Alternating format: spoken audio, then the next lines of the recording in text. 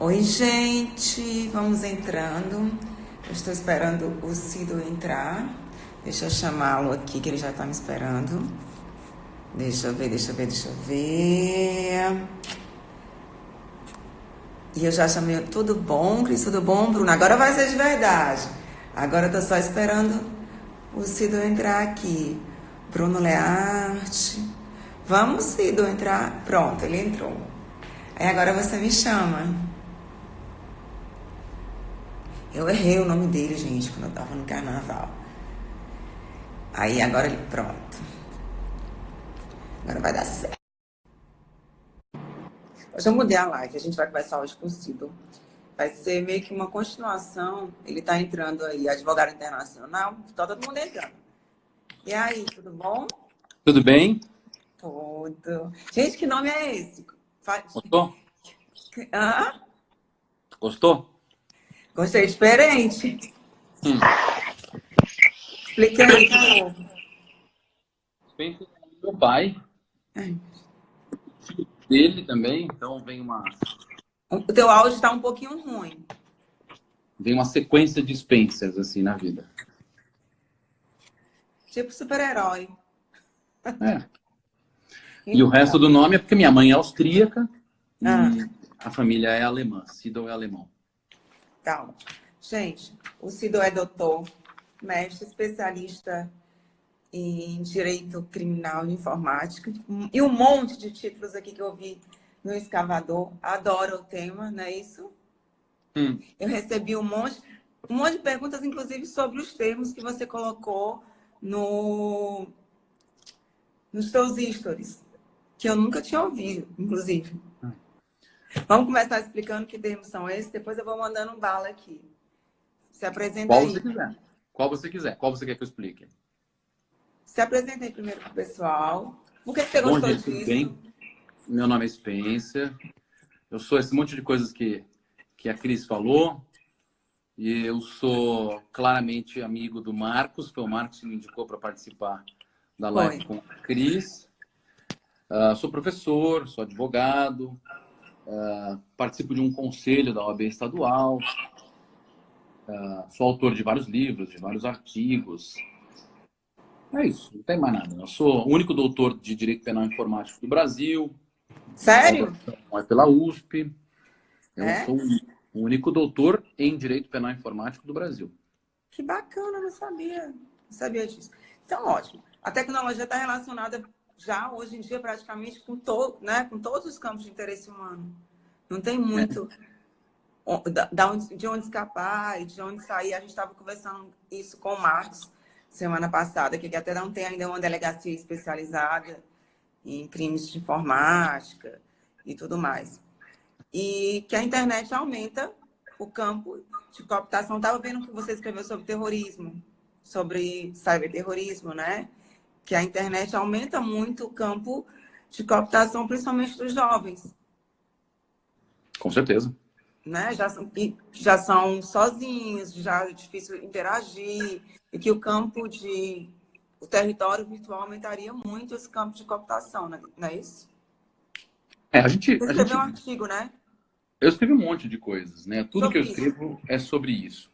É interessante você falar, por exemplo, Cris, de território, né? Porque a informática não é um território, mas a gente sente como se a gente estivesse em algum lugar, né? É porque eu uso muito esse território tipo das ciências sociais. Claro, É um claro. termo das ciências sociais que quando você... É um ambiente, a gente fala muito, é um território. Então, como eu trabalho com direito digital, eu falo, é o território virtual. Eu uso muito É, território. a gente usa meio ambiente, mas também território. A gente se sente em algum lugar, né, na informática. Exato. Mas, assim, eu escrevo muito sobre diversos temas, né? Os temas que você deve estar se referindo, que eu tenho nomes específicos para denominar condutas específicas, o que mais gera polêmica foi um termo que eu introduzi ao nosso país, chamado sextorção. Esse Hum. tema foi introduzido em 2015, num artigo que eu escrevi, depois eu publiquei vários artigos no mesmo sentido, e é um termo que as pessoas não entendem, a ponto de você ter reportagens de jornais famosos dizendo que estupro virtual e sextorção são sinônimos. Isso é um erro muito grave. Qual a diferença? Seria como se eu dissesse para você que lesão corporal e homicídio são a mesma coisa. Porque é claro que para você chegar num homicídio, você tem que passar por uma lesão corporal. Ninguém mata alguém. Você fere essa pessoa tão gravemente que ela crime morre. meio. Exatamente. Você diria que a sextorção seria um crime meio, estupro virtual. A sextorção é um crime formal, ou um crime de mera conduta, que não exige necessariamente um resultado como um crime sexual material, que é o exemplo do estupro. Então, por exemplo, é bastante simples de entender.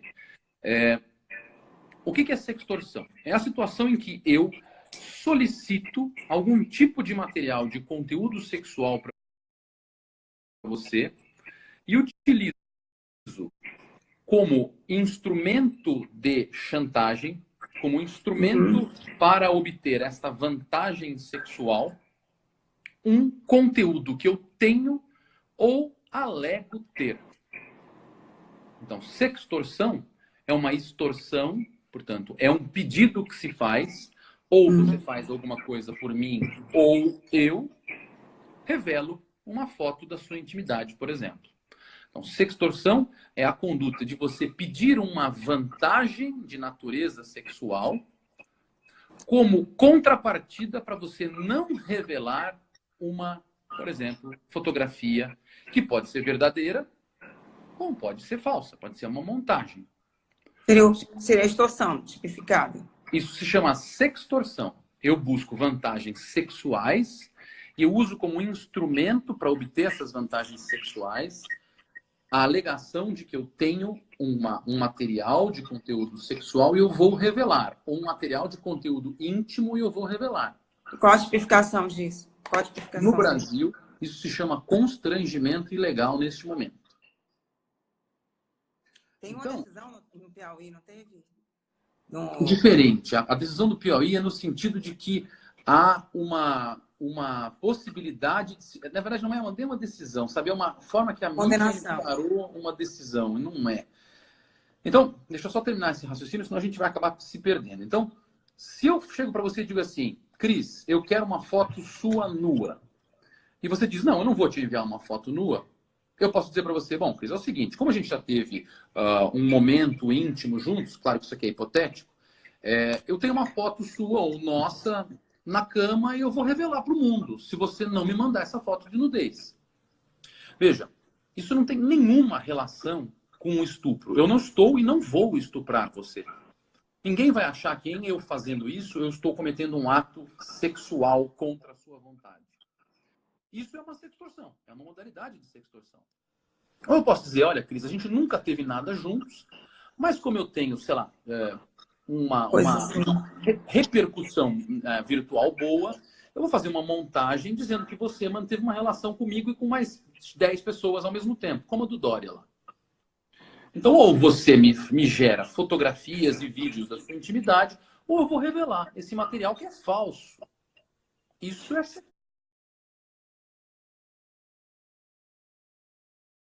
sextorção. Tá.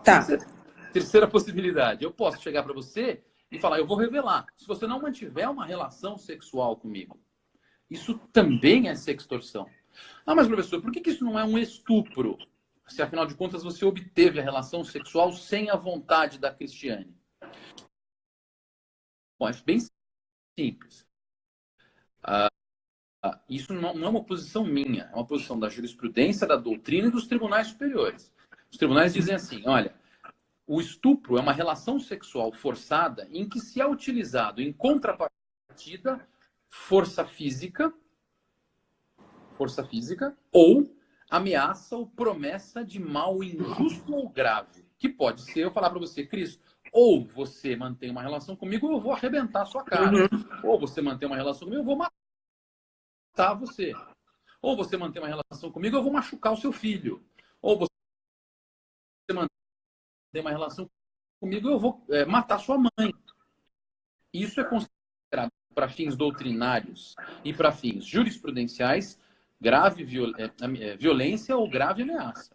Mas você acha que uma publicação de fotos íntimas ou qualquer coisa que me constranja na internet, numa rede social, para mim não seria uma grave ameaça? O que importa para nós não é o que você ou eu pensamos. O que importa para nós é o que a doutrina e a jurisprudência interpretam. Então, a princípio, Mas aí vai momento... ser subjetivo, né? É nesse momento que você tem uma resposta já dada, já clara, no sentido de que a violência, a grave ameaça, tem que ser a integridade física de alguém ou a vida de alguém.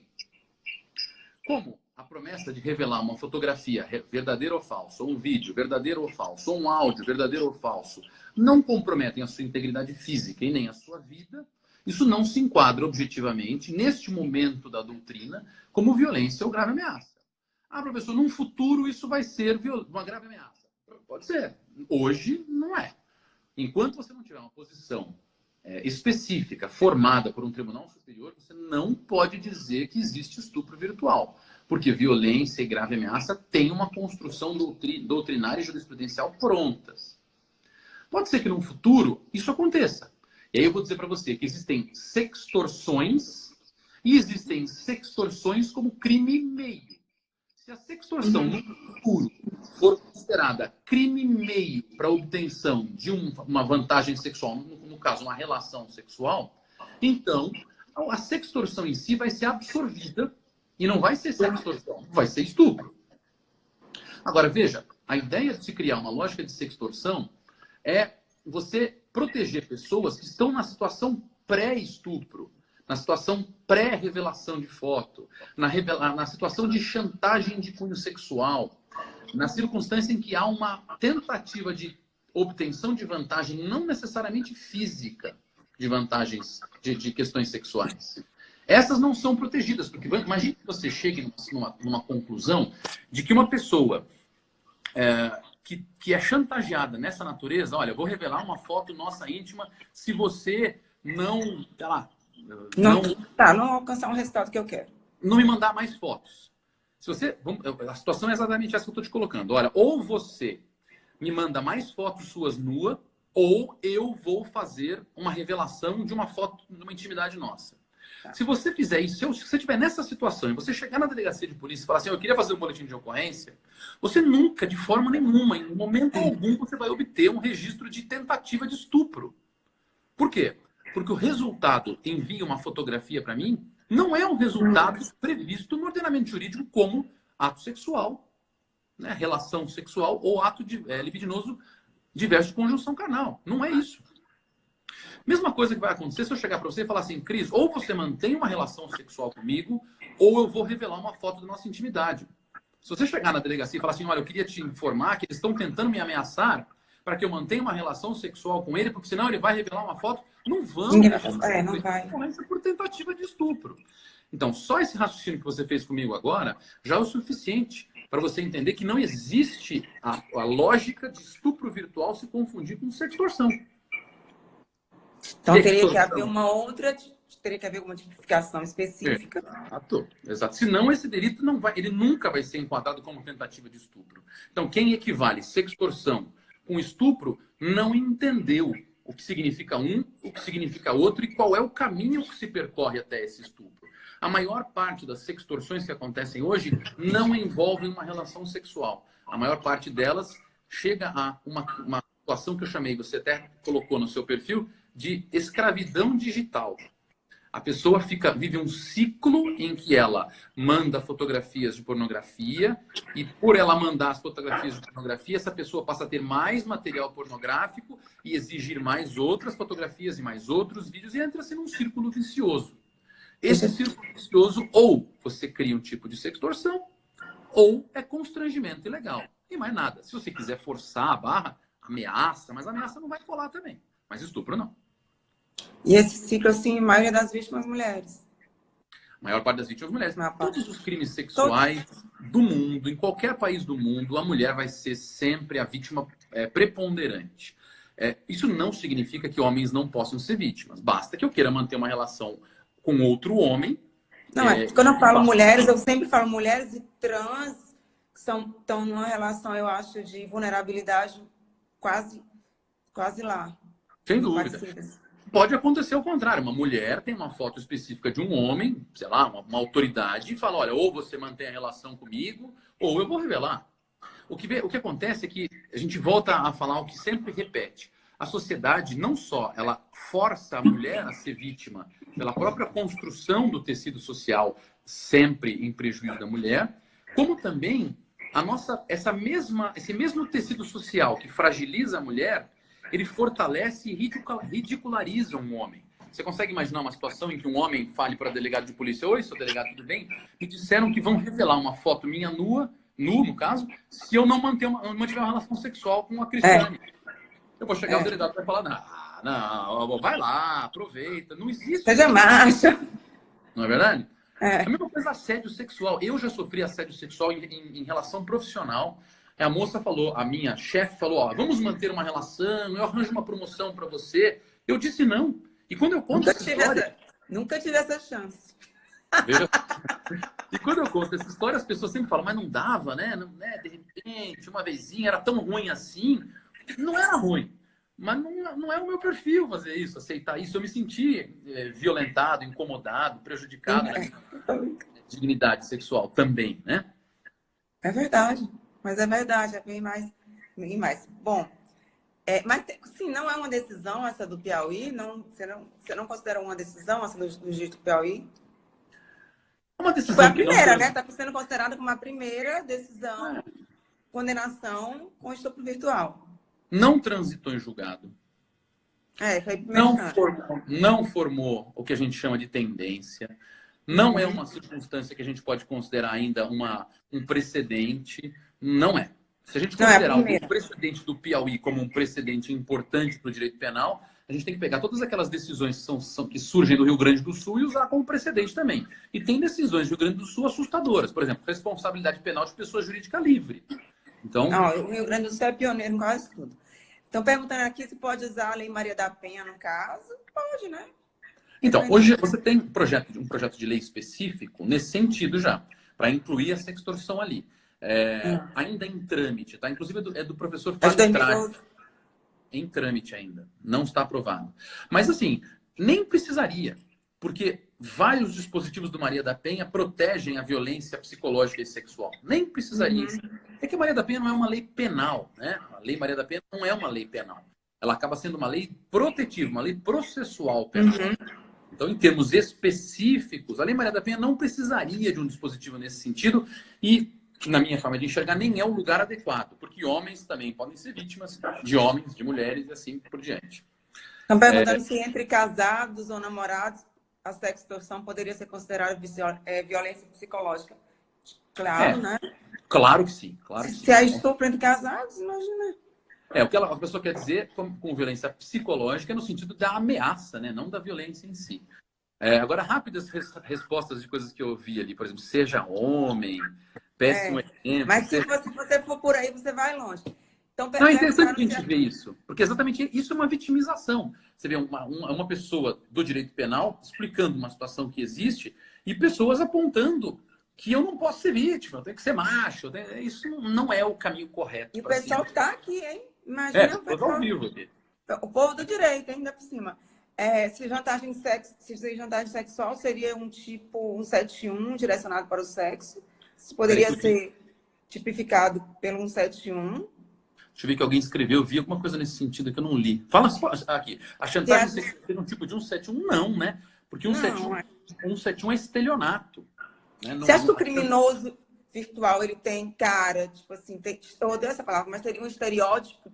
Porque ele tem uma cara diferente, né? O criminoso virtual, você faria um estereótipo dele? Você teria uma cara para dar... Eu diria assim, o criminoso informático, na maior parte das vezes, é um homem.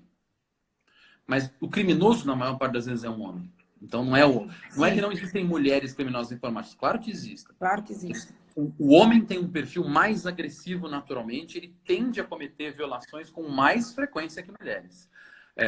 Mas, sim, existem desenhos sociológicos dos autores. Por exemplo, é um homem branco, que tem que ter acesso a dispositivo informático, com alguma capacidade cultural, ou seja, com alguma educação, que fala mais de uma língua, porque a internet é um ambiente de mais de uma língua, né?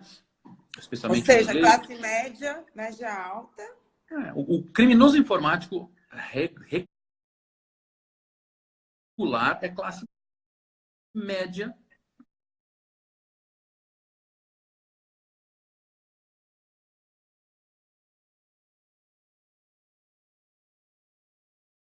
Pelo menos.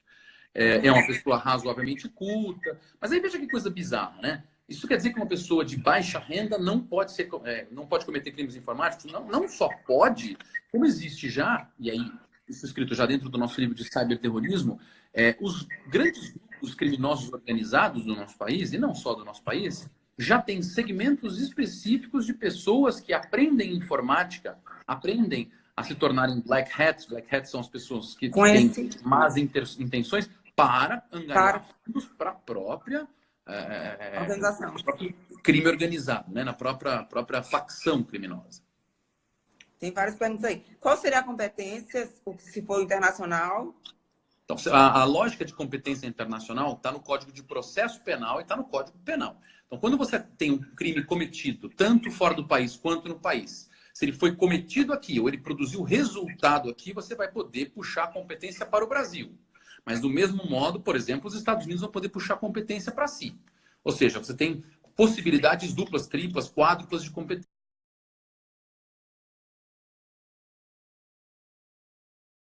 E aí quem vai ser o competente? Todos vão ser competentes simultaneamente, e aquele que julgar em primeiro lugar passa a ter a sua jurisdição preventa, mesmo internacionalmente.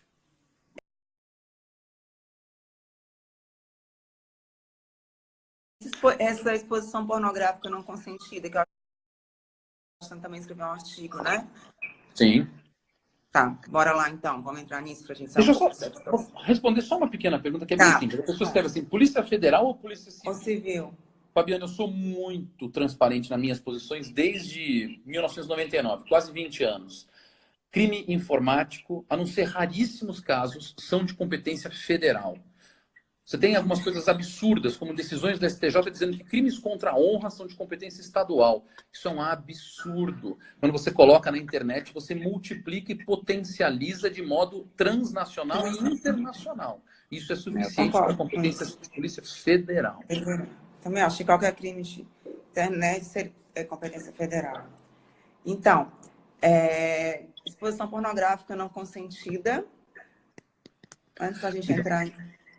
A exposição pornográfica não consentida, um dos mecanismos com os quais pode acontecer uma exposição pornográfica não consentida é a sextorção. Então a gente já estava falando nisso.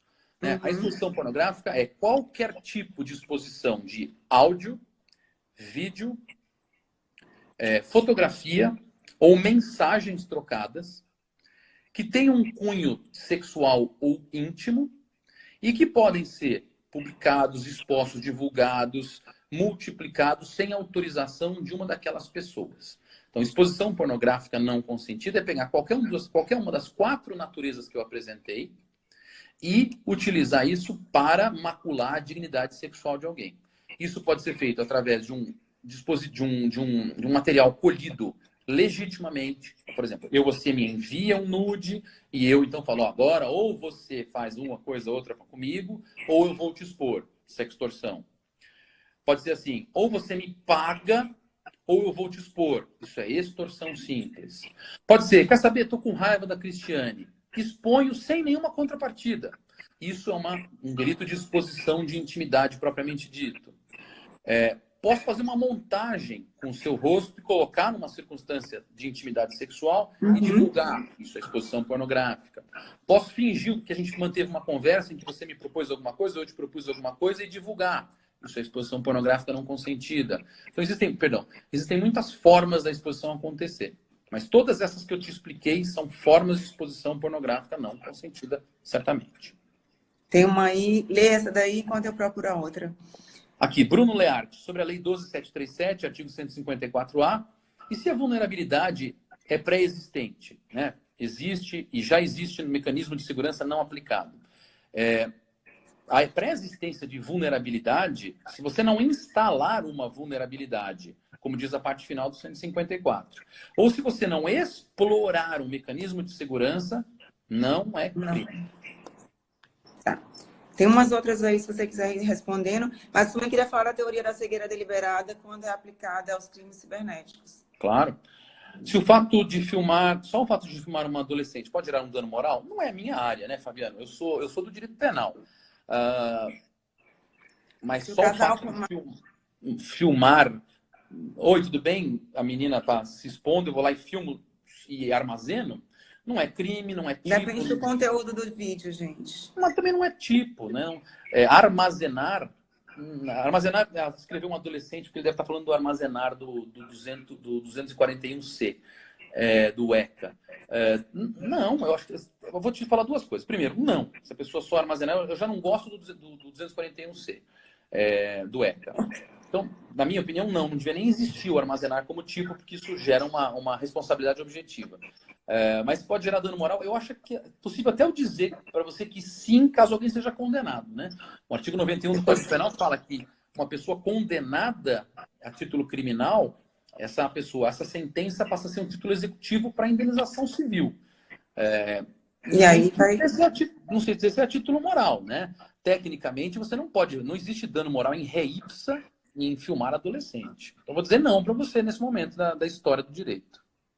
Mas tem que entrar mais em Não conteúdo. Você quer deu responder tempo. mais? Não deu tempo de haver um feixe de jurisprudência sobre o armazenar, sobre o registrar e o armazenar É muito conteúdo novo. de adolescente. Não é só isso.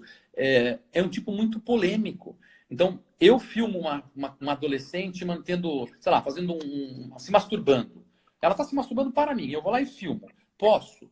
A princípio, filmar eu posso desde que eu não armazene.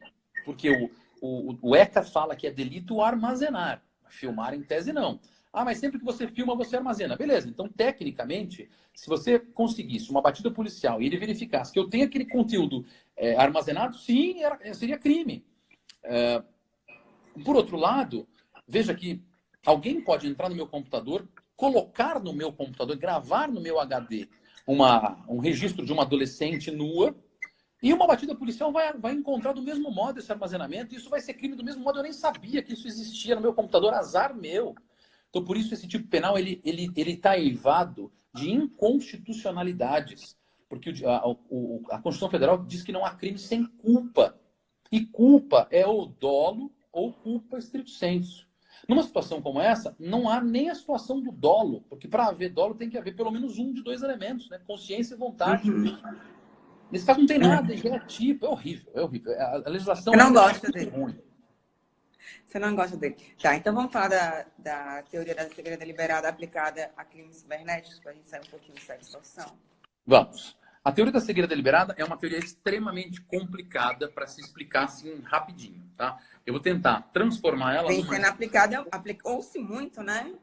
Ela é extremamente complicada. Ela não é tão simples quanto levantou, por exemplo, o Moro. Aliás, Ela nem de complicada. perto. O que o Moro levantou na sentença dele não é a teoria, né? Ela é muito mais do que aquilo.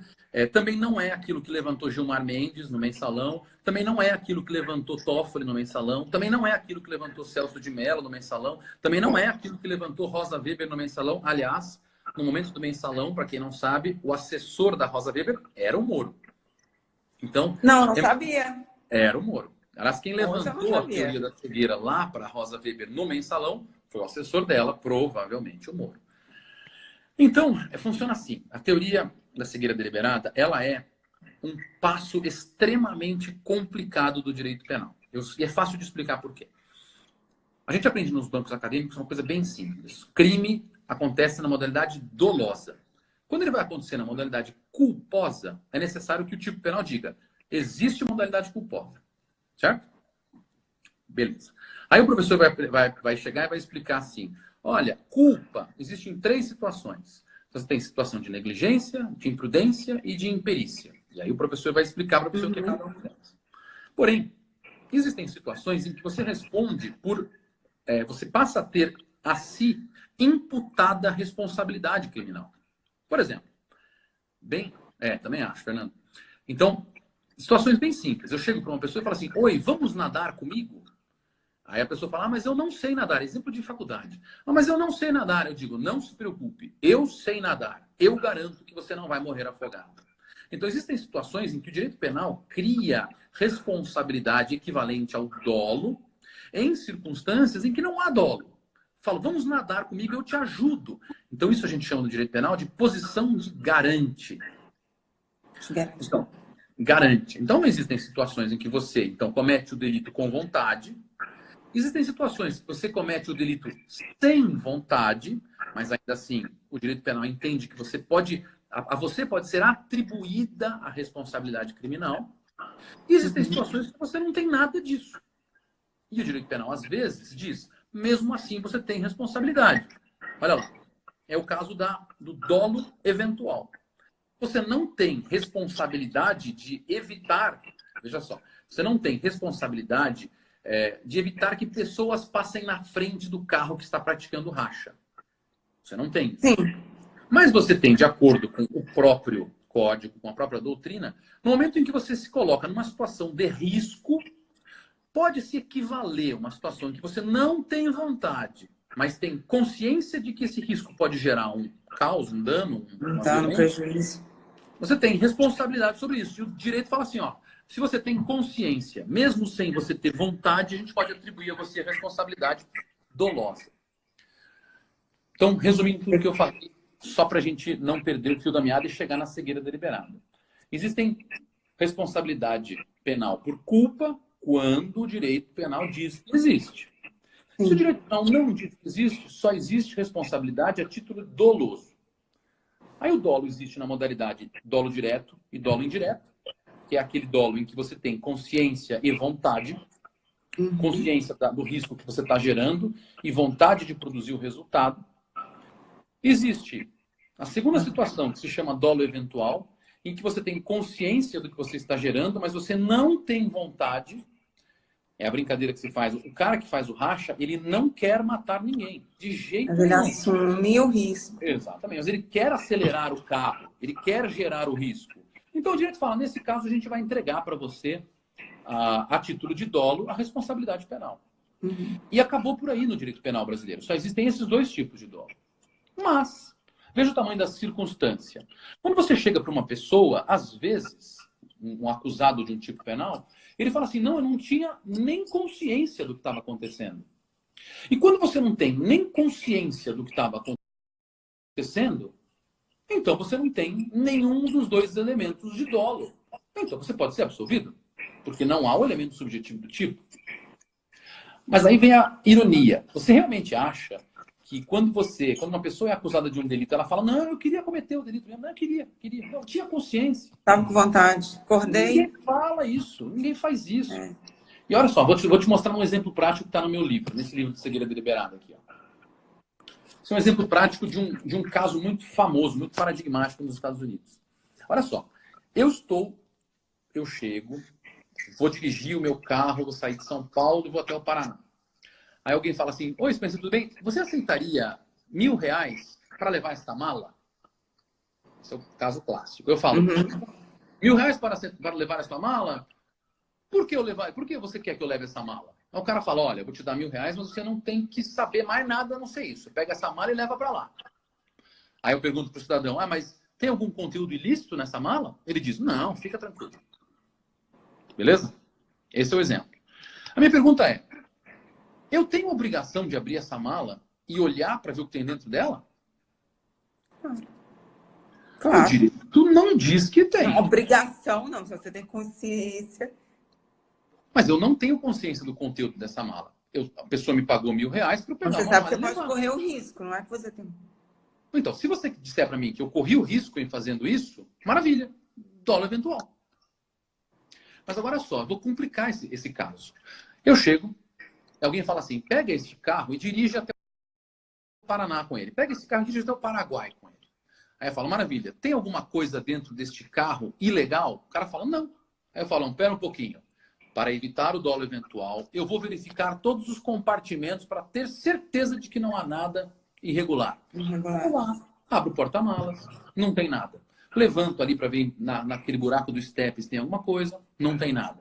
Olho embaixo do banco, não tem nada.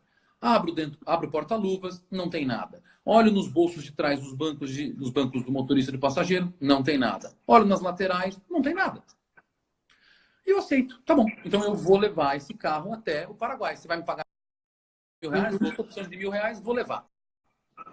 Ó, veja que o Ale Brito escreveu famosa culpa consciente. Você vai ver que não é.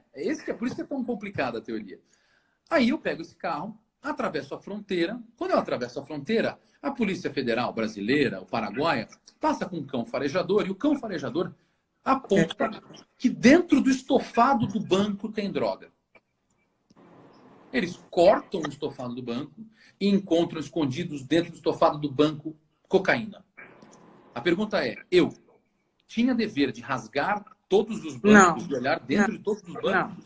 Então eu não tinha esse dever. Muito menos dólar eventual, muito menos. Não é culpa consciente, não é dólar eventual, não é dólar direto, não tenho consciência, não tenho vontade. Eu respondo por que crime, então? Não há crime. Não há crime? Não há crime se você não assumir que existe a teoria da cegueira deliberada.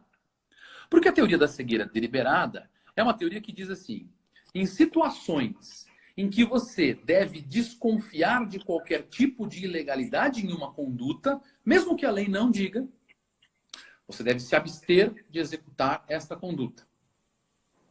Ou, em situações em que eu não tenho nenhuma dúvida em relação à ilegalidade da conduta, ainda assim eu posso responder por essa conduta se um juiz chegar à conclusão que eu tinha um dever que eu não conseguia imaginar naquela hora.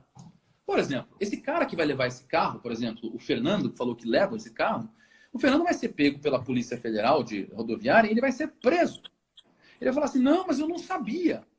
Se você aplicar a teoria da cegueira deliberada, um juiz pode falar assim, olha, você vai me desculpar, mas você tinha o dever de cuidado, você tinha o dever de se certificar por todos os meios existentes. Ou você tinha o dever de suspeitar que era uma conduta estranha e se abster de levar o carro imediatamente.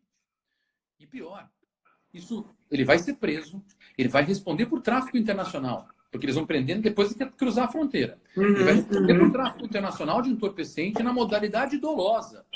E aí juízes como o Moro, como não sabem que não podem aplicar uma teoria como a cegueira deliberada sem, obviamente, ter uma circunstância de ilegalidade, porque essa teoria não foi aceita, o que vai acontecer é que ele vai falar assim, bom, a cegueira deliberada se equipara ao dolo eventual porque essa pessoa tinha consciência. E, na verdade, a gente acabou de concluir nessa conversa que ela não tinha consciência. Qual a tese de defesa para escapar? Qual é a tese? A tese de defesa é bem simples. Essa teoria não é do sistema brasileiro. Não é do sistema brasileiro. O sistema brasileiro não pode assumir uma teoria de um sistema norte-americano, ou do sistema que a gente chama de common law, sem fazer as devidas adaptações. E o direito brasileiro não tem. É uma teoria muito adorada pelo Ministério Público. Adorada, claro. Adorada. Veja, não existe nada mais simples para condenar uma pessoa do que dizer ela tinha o dever de cuidado. Eu não preciso provar nada. O Ministério Público ama essa teoria. É muito adotada pelo Ministério Público. Sim, mas em crimes cibernéticos. Então, o que eu fiz? No meu estudo de doutorado, eu cheguei à seguinte conclusão. Existem situações em que eu crio mais um nível de complexidade, que é a seguinte. Uma coisa é eu dizer para você, mas você não poderia ter pego uma faca e cortado o banco e visto que está com droga dentro desse banco? A resposta, na verdade, eu poderia, né? Porque você poderia pegar uma faca e cortar o banco. Não é razoável que você faça isso. Não é um dever de cuidado lógico, mas poder, em termos potenciais, você poderia. Pois bem, existem situações em que você sequer poderia identificar o risco que você, em tese, gera, que são as lógicas informáticas. Então, a minha tese de doutorado é no seguinte sentido. Teve um dado momento que um provedor de nuvem, um provedor de serviço de armazenamento, foi condenado pelo seguinte. Ele fazia assim, as pessoas iam lá, faziam o upload de séries, de músicas, de fotos pornográficas, de filmes, iam lá e colocavam esses conteúdos lá. Aí o que você fazia? Você acessava fóruns específicos que tinham lá os links dessas mídias que você estava interessado. E aí tinha mídias que violavam direitos autorais. Né? É um crime de propriedade intelectual. Então, o que aconteceu? num dado momento, a indústria de direitos intelectuais, de direitos autorais, foi até o Ministério Público dos Estados Unidos e falou assim, olha, a gente sabe quem está armazenando. É o provedor X. E o provedor X, quando ele foi chamado, ele foi processado, o Ministério Público perguntou assim, escuta, espera um pouquinho, você então armazenava conteúdos informáticos ilegais? E a resposta deles foi, a gente armazenava de tudo, a gente não sabia que aquele conteúdo era ilegal. E aí a pergunta feita pelo Ministério Público foi, mas espera aí, existia a possibilidade de você saber? E a resposta se a gente olhasse arquivo por arquivo, a gente identificaria. E todos foram condenados. Aí essas mesmas pessoas que criaram esse serviço de armazenamento de nuvem chegaram à seguinte conclusão. Bom, nós somos condenados porque o juiz, aplicando a cegueira deliberada, disse que potencialmente a gente poderia saber do conteúdo. Então existe um jeito da gente escapar, inclusive da cegueira deliberada, que é criptografando na origem. Então hoje, quando você emite em vários lugares, quando você remete um arquivo para a nuvem, muitas nuvens, as melhores nuvens, as mais seguras, criptografam. Você, no seu computador, criptografa o arquivo e só depois você manda. Por que isso? Porque aí, quando o provedor recebe aquele arquivo, ele não faz ideia do que você mandou. E se alguém perguntar, mas você teria a possibilidade de saber o que você estava armazenando? A resposta é não. E por isso, eu estudei a cegueira deliberada aplicada aos delitos informáticos. Porque a criptografia é um método de fazer o conhecimento da criação de risco ser impossível. E, portanto, é um jeito de driblar, inclusive, essa bizarra teoria. Nossa, interessante, complicado. Complicado. Diferencia... Tem o cyberstalking, né? Que você diferencia... Que é a velha e boa perseguição, né? O cyberstalking é aquela perseguição por meios informáticos. É aquela pessoa que comenta tudo que você faz. É aquela pessoa que está em todas as suas lives, te mandando mensagens que te assustam, que te incomodam. Então, o cyberstalking é a situação, é a mesma situação daquela pessoa que te segue em todos os lugares que você vai, que te manda presente, te manda flores, te manda comida, te manda carta. É a mesma coisa, só que através dos meios informáticos. E por que não chama stalking, então? Porque a situação que acontece exclusivamente em meios informáticos, ela não vai gerar uma violação do bem jurídico vida e nem do bem jurídico integridade física. Ele vai violar bens jurídicos como, por exemplo, a sua liberdade de ir e vir virtual, vai atacar a sua confidencialidade, vai atacar, às vezes, a integridade dos seus dados, vai atacar a sua fama informática. Então, você tem 40 e poucos mil seguidores, não é isso, Cris? Uhum. Se eu parto do pressuposto que uma conduta minha sobre você, simplesmente a presença minha em lives suas, fazem com que você comece a perder seguidores, eu estou fazendo um movimento de perseguição, que a gente chama de obsessiva, que está te gerando um prejuízo informático, está tirando um prejuízo de seguidores. Então, por isso que cyberstalking é diferente de stalking. Porque a pessoa que sofre stalking, ela tem medo de morrer, como foi o caso da Carolina... esqueci o nome da atriz que sofreu stalking, que até o marido, o irmão, deu um tiro e matou o stalker lá. Ah, tá. Eu sei que é Ana uma Hickman. loira, né? Ana Hickman. Então não é isso. A Ana Hickman tinha medo de apanhar, tinha medo de se machucar, tinha medo de morrer. No cyberstalking não são esses os medos que você tem. É claro que um cyberstalking pode virar um stalking. É claro que o stalking também pode ter um cyberstalking junto. Mas são tipos diferentes. Então, cyberstalking é isso, é uma conduta específica da pessoa que te incomoda, que te atrapalha, que te prejudica, que faz você se sentir desconfortável em postar alguma coisa, te faz sentir desconfortável em fazer uma live, te faz sentir desconfortável de manter, às vezes, uma rede social, de fazer uma postagem, de publicar um arquivo, uma foto. Não há justificação também. A gente está na beirada aí de conseguir, teve até um projeto de lei, que eu não me lembro o número agora, pelo próprio deputado Fábio Trade do Mato Grosso do Sul, que ele apresentou 2 semanas atrás para tipificar a perseguição insidiosa dentro do crime de ameaça. Seria o 147A. Que acaba Porque tem uma sendo... tipificação num código de 2012, eu acho, né? Naquela proposta lá atrás, eles falavam um pouquinho. Qual a diferença de stalker e marido ciumento? Pode ser nenhuma. Pode ser nenhuma. Depende do nível do marido ciumento. Mãe vigiando o filho na internet é cyberstalking? Não, né? A tutela dos pais em relação aos filhos é garantida, né? Pelo próprio Código. Não é isso não, gente.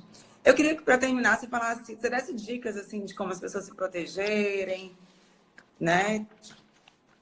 Ó, eu vou contar para vocês uma coisa que aconteceu hoje. Então, óbvio que eu não vou contar detalhes mais especiais, mas eu vou contar para vocês uma coisa que aconteceu e surgiu na minha vida hoje, e que eu entrei em contato com essa pessoa e falei, ó, cuidado. Então, no final das contas, cuidado. Né? A resposta, como fazer para se proteger? Cuidado.